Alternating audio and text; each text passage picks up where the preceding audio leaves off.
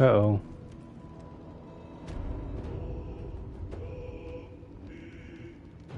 What am I fighting? Oh, that guy's alive now. Okay.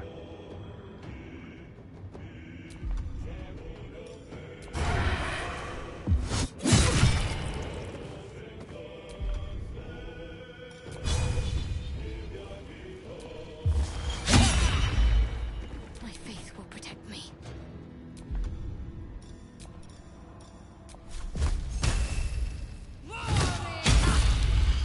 Gone with the weave.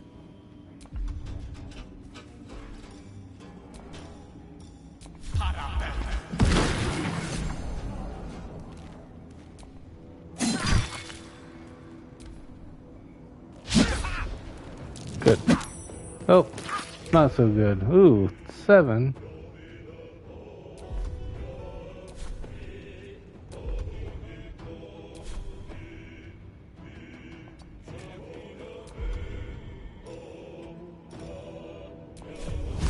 Do I want to do that? No, I don't. What am I doing?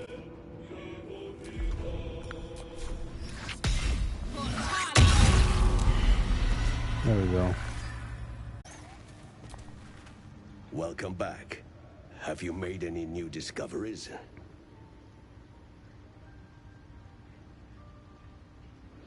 Were you here when the duergar attacked?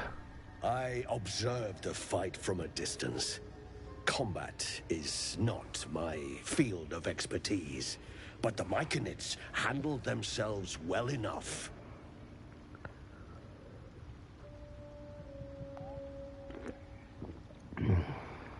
Keeps doing a weird little glitch there.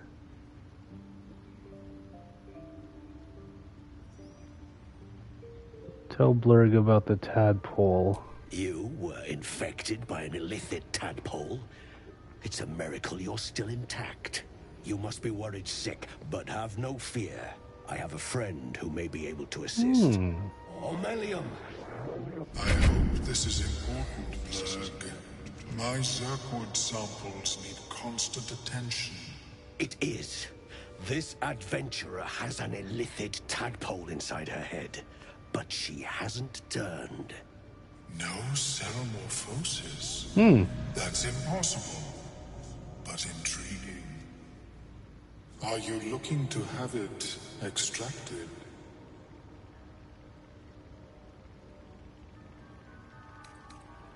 Illithid is your friend? How is that possible?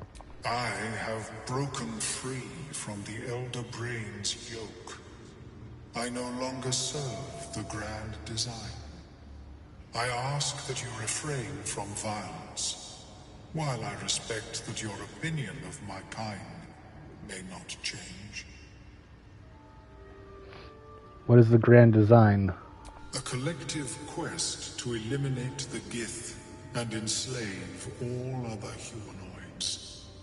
If that settles matters for the time being, would you like a diagnosis? Open your mind to me. Let us see what lurks within. There it was again, the weird little glitch.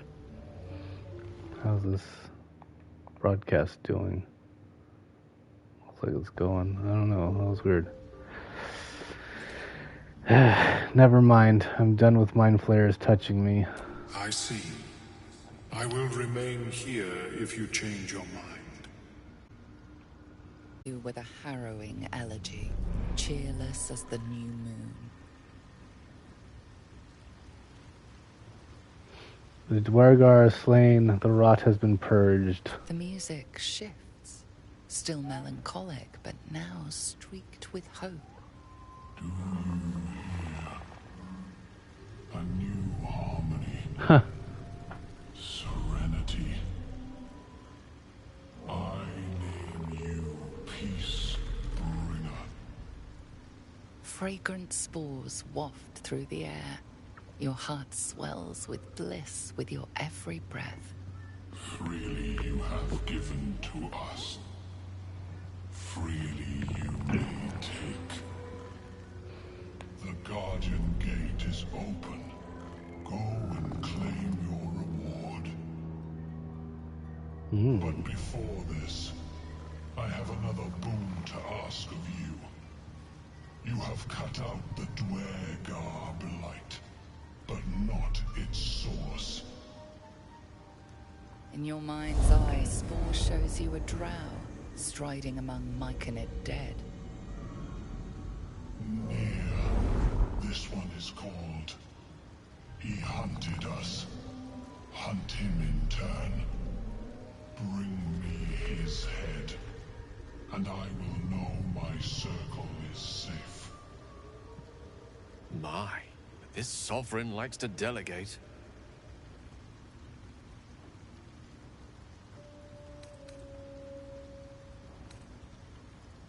There'll be another reward for this, I hope. I ask a boon, and will give one in return.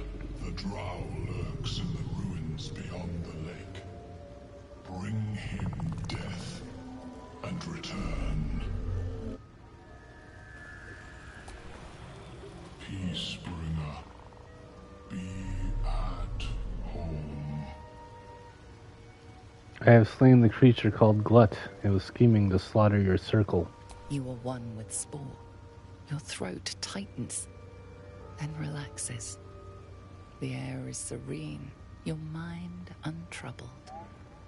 The songs we sing now carry your spirit. I first named you Peacebringer. I now name you Kin Spirit. I like that better.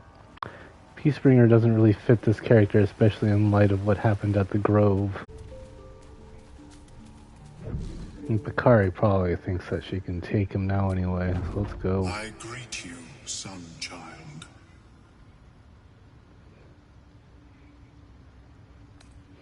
How do you survive? Don't you need brains? In the beginning, I had an arrangement with a lich. Excellent company, despite what one would expect. I required brains.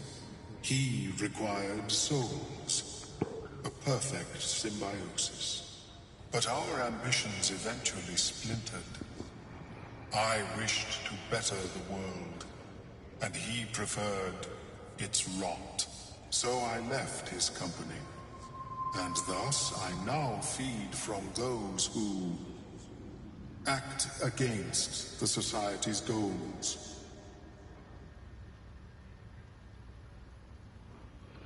Best way to deal with that sort of hunger, I suppose. Perhaps the peoples of the Underdark will be less inclined to violence if they comprehend the cost, yes? How did you escape your colony? That is not a story I share with strangers. Trying to trust you, man. I mean, she is kind of desperate. That's kind of the reason she went and destroyed the Grove, was because she was trying to get this tadpole out of her head. What would Paqari do here? I don't think she would attack him.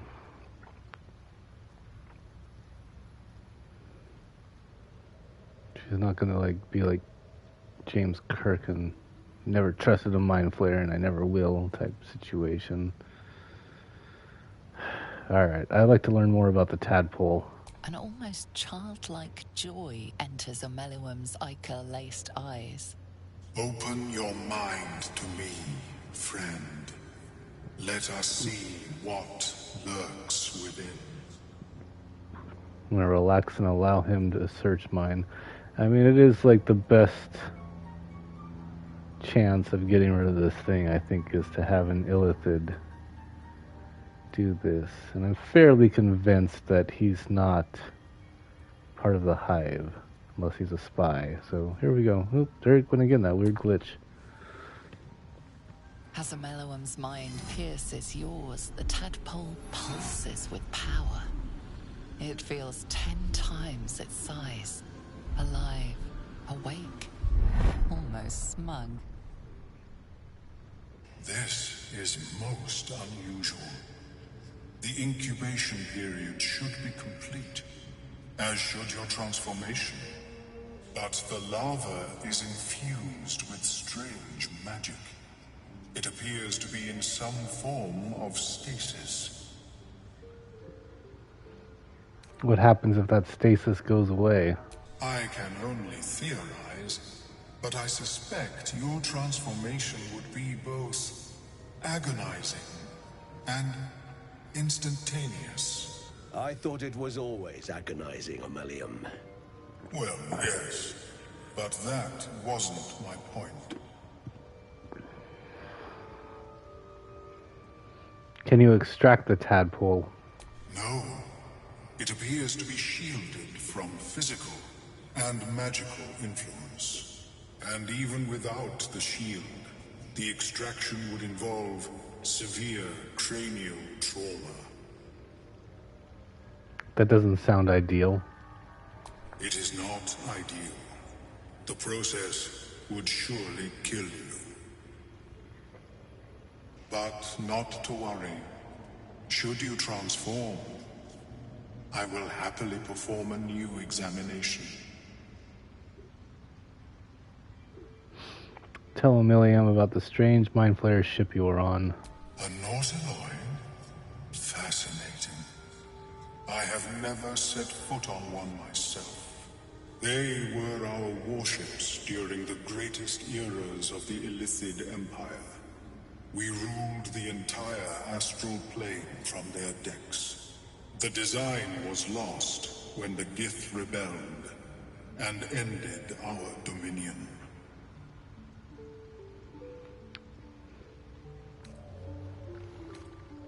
Thanks for the information.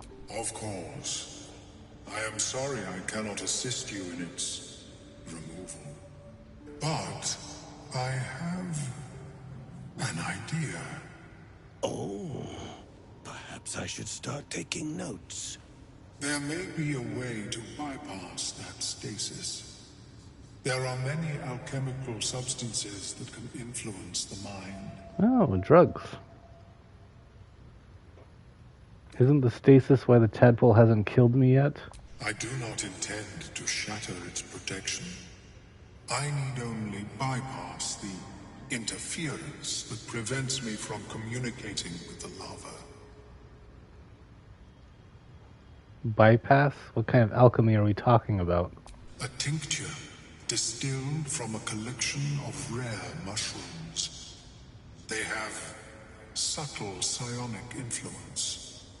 I would require a fresh ton of madness and Timusk spores. But be warned, in their natural state, both of these mushrooms can be quite dangerous.